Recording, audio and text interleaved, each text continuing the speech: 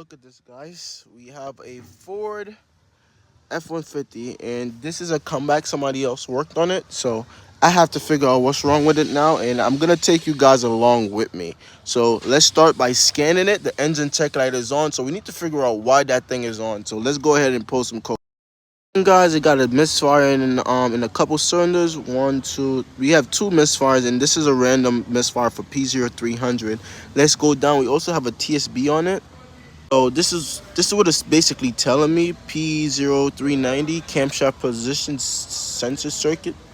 And then it's saying camshaft position B circuit intermittent. So something is going on with that. But we gotta adjust the misfires first, and let's see what the TSB is about. So to fix this code right here, Ford basically want me to replace the bank 2 exhaust variable camshaft timing VCT oil solenoid. So they want me to replace this little solenoid right here.